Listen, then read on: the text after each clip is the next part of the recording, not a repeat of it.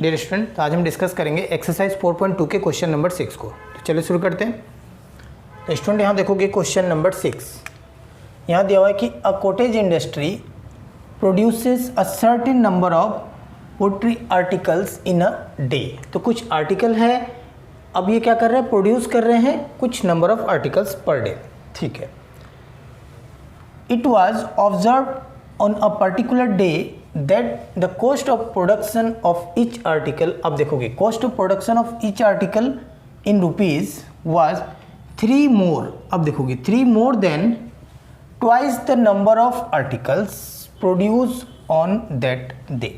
ठीक है, तो ये कंडीशन दिया हुआ है। आगे देखते हैं, if the total cost of the production on that day was ₹90, तो आपसे पूछ रहा है कि find the number of article produced and the cost of each article. ठीक है, तो सबसे पहले क्या करोगे, हम ले लेते हैं नंबर ऑफ आर्टिकल। तो let the number of article be x, let the number of article is equals to ले लेते हैं x। ठीक है, एंड अब आपसे पूछ क्या रहा है, and the cost of each article ना, तो कॉस्ट ऑफ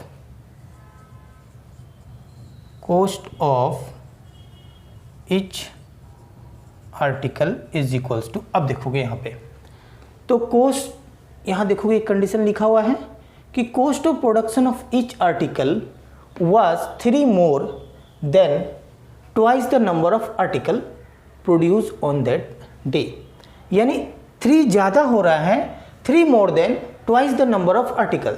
तो twice the number of article, तो नंबर ऑफ आर्टिकल क्या है भाई, ये तो x है, तो twice the number of articles, and उससे कितना ज़्यादा हो रहा है, 3 मोर, तो +3। ये आपका हो गया कॉस्ट ऑफ ईच आर्टिकल। ठीक है, जितना आर्टिकल पर डे बन रहा है वहाँ पे अगर x है तो उसका कॉस्ट क्या होगा ईच आर्टिकल का, इससे डबल +3, डबल से +3। क्लियर हो गया यहाँ पे कंसेप्ट। अब हम लोग क्या करेंगे, अब देखोगे एक सबसे पहले यहाँ पे याद रखोगे कि total cost is equals to number of articles and then into cost of articles.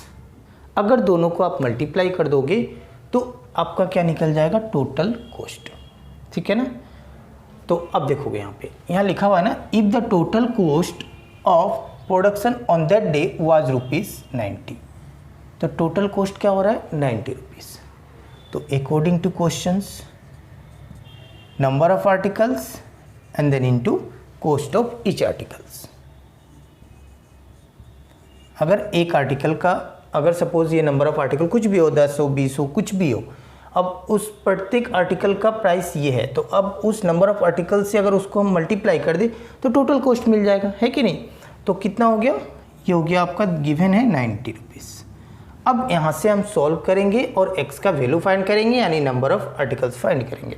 उसके बाद फिर यहाँ वैल्यू को पुट करके कॉस्ट निकाल लेंगे ईच आर्टिकल का। क्लियर हो गया।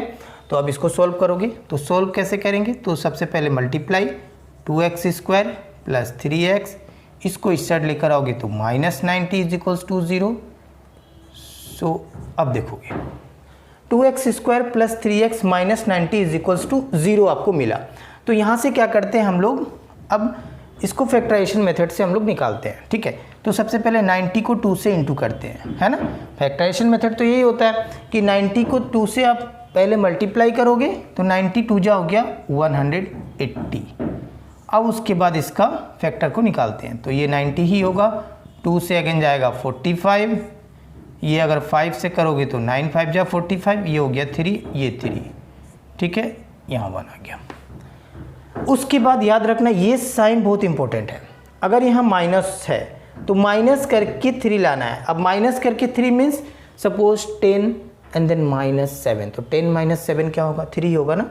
अगर हम 4 - 1 करें तो 4 - 1 भी क्या होगा, 3 होगा। इस तरह से आपको 3 लाना। तो कहाँ से लाना है, यह जो आपको दिख रहा है ना फैक्टर, इस फैक्टर से आप मल्टीप्लाई करके आपस में मल्टीप्लाई करोगे। उसके बाद देखोगे कि माइनस करना, माइनस करेंगे किसी 2 टर्म या 3 टर्म को मल्टीप्लाई करके, चेक करते रहोगे जब तक 3 ना आ जाए। तो चेक करेंगे तो यहाँ देखोगे 5 को अगर 3 से मल्टीप्लाई करें तो 5 3 जा हो गया 15, है ना। 3 को 2 से इंटू करें तो 3 2 जा 6 और 6 2 जा 12।